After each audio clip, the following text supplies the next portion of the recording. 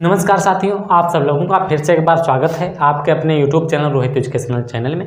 तो आज हम बात करेंगे नागरिकता के बारे में। संविधान के भाग 2 में जो 5 से 11 तक नागरिकता की बात की गई है अनुच्छेदों में, उसी के बारे में बात करेंगे। अब हम देखेंगे कि अनुच्छेद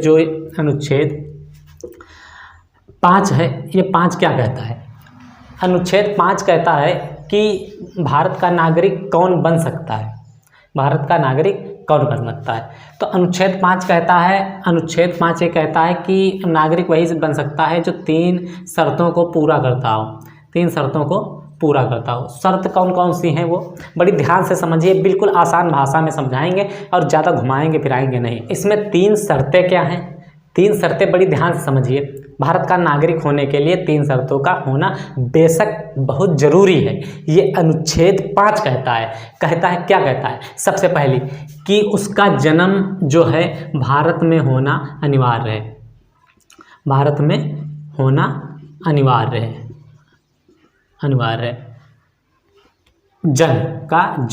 जन्म होना भारत में अनिवार्य है, ये पहली शर्त। और दूसरी शर्त क्या है? 3 शर्तें हैं। दूसरी शर्त ये है, वो कहता है कि जैसे माता पिता हैं, ठीक है, तो माता पिता जो हैं, तो माता पिता किसी दोनों में से एक का जन्म भारत में होना चाहिए। और जब भारत में जन्म होगा तब जिसके माता पिता के उसकी जो संतान होगी वो भारत का नागरिक बन सकती है, उसकी संतान।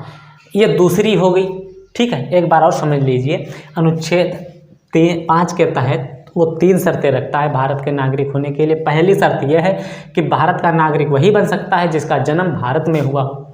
और दूसरी शर्त ये, पहली शर्त यह है, दूसरी शर्त यह है कि माता पिता जो हैं, तो माता पिता किसी दोनों में से किसी एक का जन्म भारत में हुआ हो और उसके जब कोई संतान होगी तो वो भारत का नागरिक बन सकती है। तो ये संविधान के अनुच्छेद 5 बताता है। अब तीसरी शर्त में, जब संविधान हमारा लागू हुआ उसके 5 वर्ष पहले, कितने वर्ष पहले? 5 वर्ष पूर्व माता पिता का होना बेहद ज़रूरी है। तब जब माता पिता 5 वर्ष पूर्व संविधान लागू होने से पहले जब उसके माता पिता के कोई संतान होगी तो भारत का नागरिक बन सकती है। यदि उसके बाद भारत में रह रहे हैं तो भारत का नागरिक, इसके बारे में हम बाद में बात करेंगे कि कौन भारत का नागरिक नहीं बन सकता है, कौन तो बन सकता है वाली बात हम बात कर रहे हैं। और जो भारत का नागरिक नहीं बन सकता है, इसके बारे में अगले अनुच्छेदों के बारे में जानेंगे। अनुच्छेद 6 क्या बताता है? अनुच्छेद 6 ये बताता है कि जो बाहर से लोग आए हैं, यानी पाकिस्तान से जो लोग हमारे देश में आए हैं, वो भारत के नागरिक बन सकते हैं या नहीं बन सकते हैं, इसी के बारे में हम बात करेंगे। तो क्या बताता है? वो कहता है कि जो लोग, ये 2 शर्तों को बताता है। कितनी शर्तों को बताता है? 2 शर्तों को बताता है। कहता है वे लोग जो 19 जुलाई 1948 तक 19 जुलाई 1948 तक भारत में आए। और दूसरा क्या बताता है कि 19 जुलाई 1948 के बाद भारत में आए, वो भारत के नागरिक बन सकते हैं। ये संविधान का अनुच्छेद 6 कहता है। तो अब हम इसके बाद जानेंगे अनुच्छेद 7 के बारे में। यदि आप लोग किसी भी अनुच्छेद के बारे में नहीं समझ पा रहे हैं तो कमेंट में बता दीजिए, हम दोबारा से बता देंगे। वैसे इतनी आसान भाषा में बता रहे हैं तो उम्मीद करते हैं समझ में आ रहा होगा। अब हम बात करेंगे अनुच्छेद 7 की। अनुच्छेद 7 बताता है कि जो लोग 1 मार्च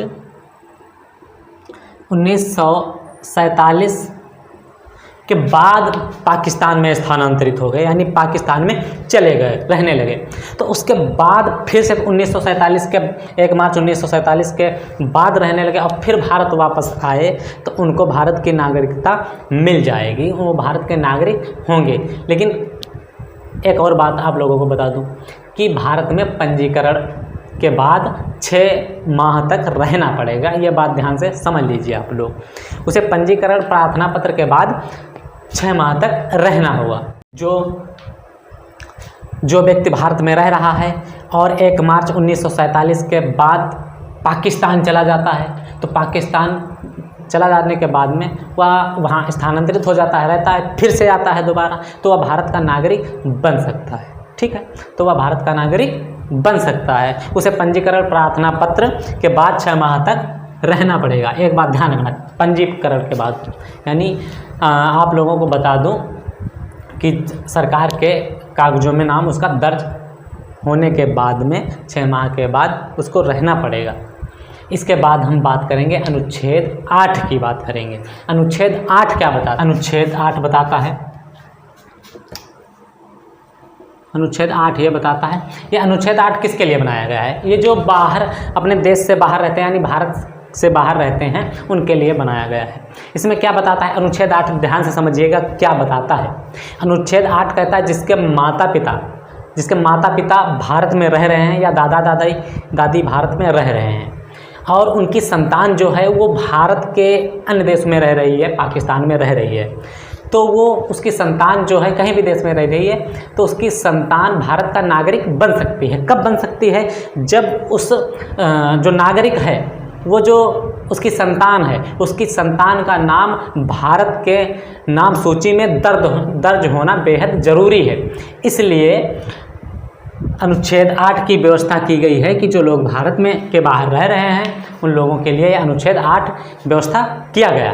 अब हम बात करेंगे अनुच्छेद 9 की। मैंने अभी बताया था कि हम अब जो भारत के नागरिक नहीं बन सकते हैं उसके बारे में बात करेंगे। तो अनुच्छेद 9 क्या बताता है? अनुच्छेद 9 बताता है, ये बताता है कि अनुच्छेद 9 कहता है कि जो लोग भारत में रह रहे हैं, ठीक है, तो वहाँ भारत में अपने देश में रह रहे हैं, अपने देश जाने के बाद अन्य देशों में गए तो यहाँ की नागरिकता कब रद्द होगी?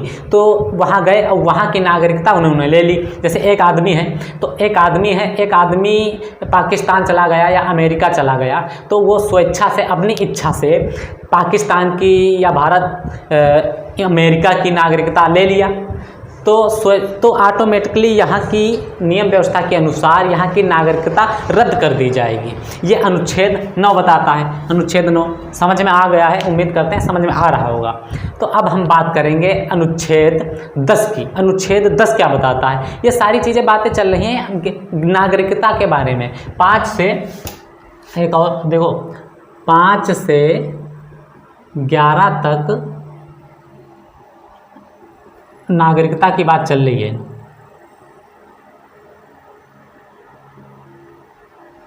नागरिकता की बात चल रही है, ठीक है। 5 से 11 तक अनुच्छेदों में नागरिकता की बात की गई है।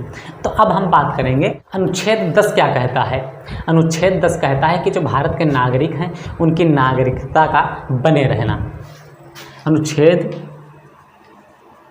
10 बताता है कि नागरिकता का बने रहना, नागरिकता का बने रहना। तो नागरिकता का बने दिखाई नहीं दे रहा होगा, हम ऊपर लिख देते हैं किसका? नागरिकता का बने रहना।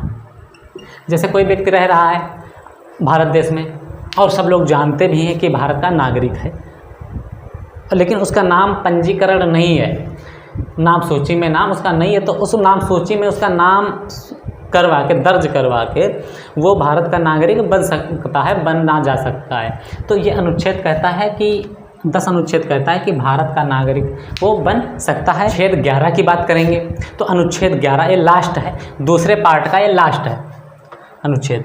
तो अनुच्छेद 11 क्या कहता है? ध्यान से समझिएगा। अनुच्छेद 11 क्या कहता है? अनुच्छेद 11 कहता है कि जिसकी नागरिकता रद्द करनी है या फिर अर्जित करवानी, कुछ भी करवाना है, तो अनुच्छेद 11 संसद को प्रावधान देता है। किसको? अनुच्छेद 11 कहता है संसद को देखो रद्द करना या फिर अर्जित करना। ये दो, रद्द करना या फिर अर्जित करना, ये किसको प्रावधान देता है? संसद को प्रावधान देता है। संसद को नियम देता है, प्रावधान है, नियम है, संसद को अधिकार देता है। अनुच्छेद कहता है किसी की नागरिकता यदि रद्द करनी हो या फिर उसको नागरिकता देनी हो तो किसके तहत दोगे? अनुच्छेद 11 के तहत दोगे। ये लास्ट था हमारे भाग का।